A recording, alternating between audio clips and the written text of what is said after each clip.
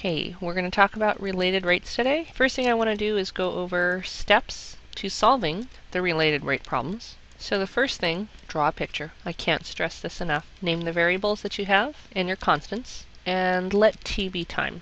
I want you to make sure you write down the information that you know in terms of the named variables from number 1. Then I want you to identify what you want to find.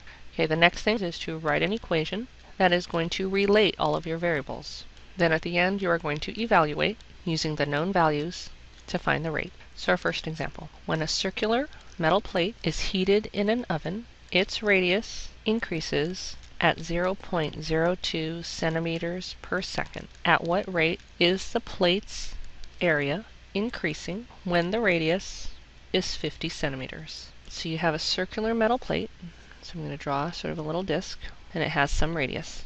Now the radius is increasing at 0.2 centimeters per second. So that means dr dt, the change in the rate of the radius with respect to time, is equal to 0.2 centimeters per second. We want to find the rate that the plate's area is increasing. So we want to find dA dt. Now here's some notation that you might not be familiar with. You really need to notice this word when the radius is 50 centimeters. So I'm going to put this big vertical bar, it's a conditional, basically means when, so find dA dt when the radius is 50. So do not label r equals to 50 over here in our diagram, because if you did, then that would mean that it is 50 all the time. And this is expanding, so it is not constant. Now I need to write an equation relating them. Well, our variables are r and a.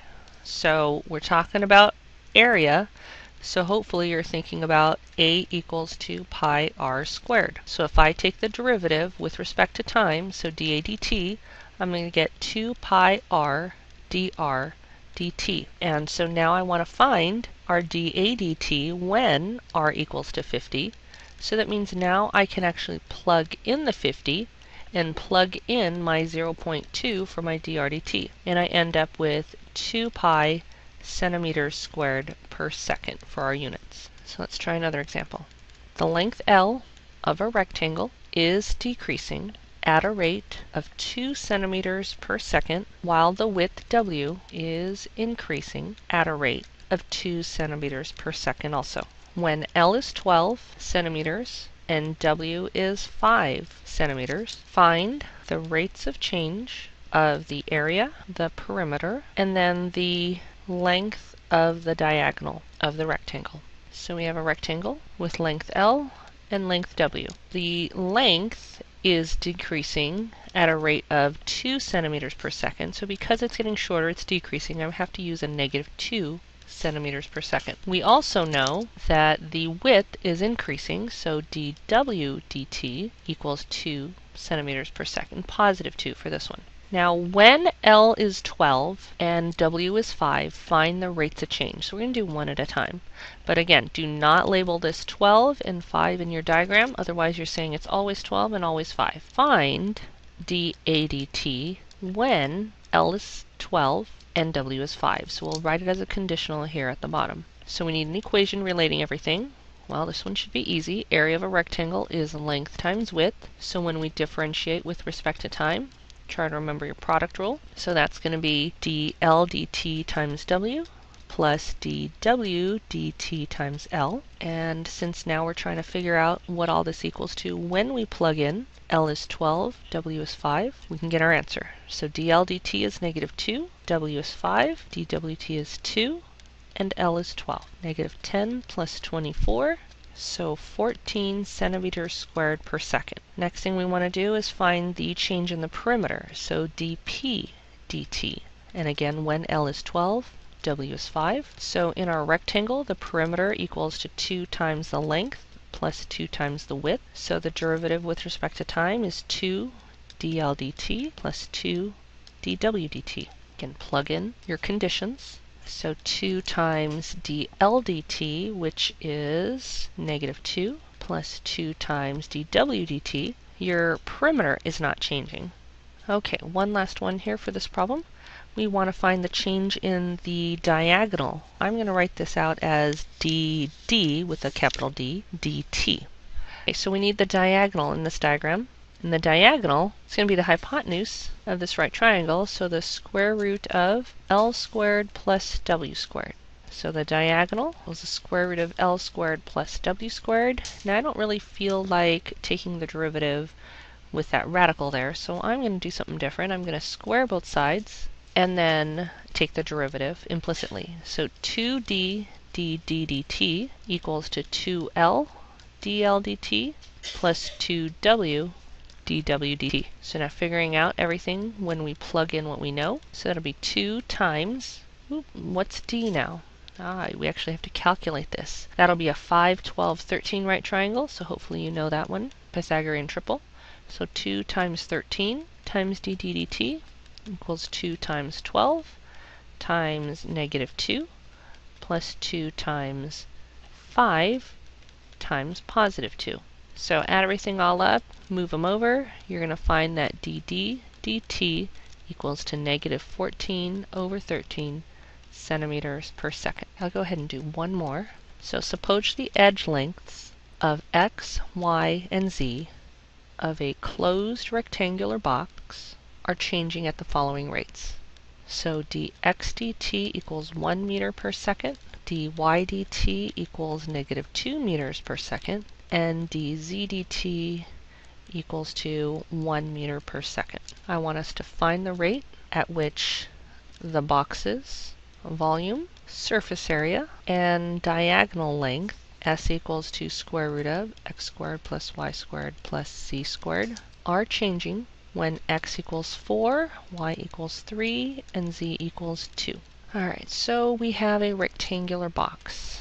So let's identify our sides as x, y, and z. And then you have s, so that's the diagonal. So that actually goes from one corner to the other. This is s.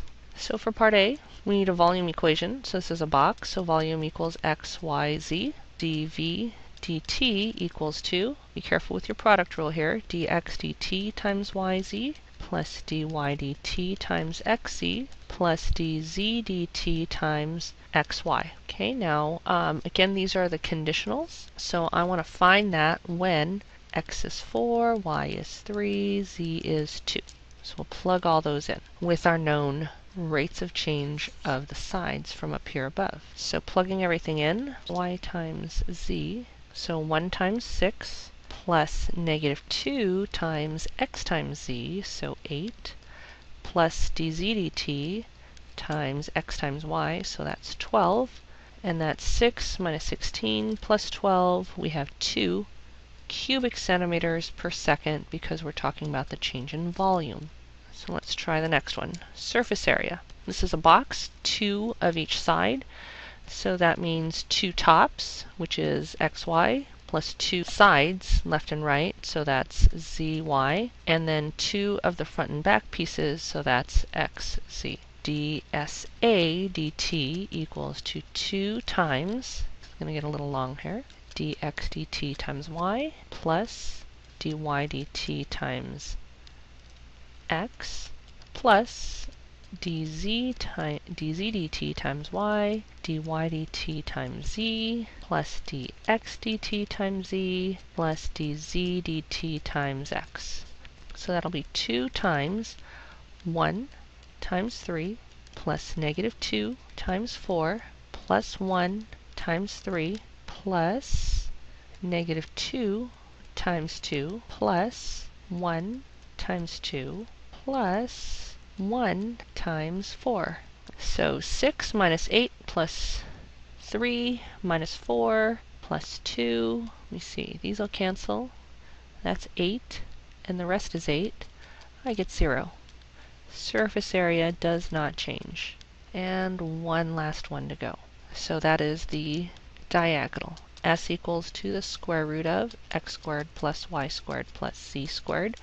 And I'm going to implement a strategy similar to what I did on the last problem. I'm going to square everything because I don't want to have to take the derivative with that square root in there and have to deal with the power rule. So 2 times 2s ds dt equals 2x dx dt plus 2y dy dt plus 2z dz dt. So plugging in everything we know and also Canceling out all these 2's, which we don't need, leaves us with ds dt equals 2. So I have x, which is 4, times 1, plus y, which is 3, times dy dt, which is negative 2, plus z, which is 2, times dz dt, which is 1, all over s. Oh, and I didn't figure out what s is. S is equal to the square root of 4 squared plus 3 squared plus 2 squared. So 16 plus 9 plus 4, so square root of 29. That goes down here. Remember, it's not always square root of 29, it just happens to be on this one. So 4 minus 6 plus 2, nope, once again 0. The length of the diagonal does not change.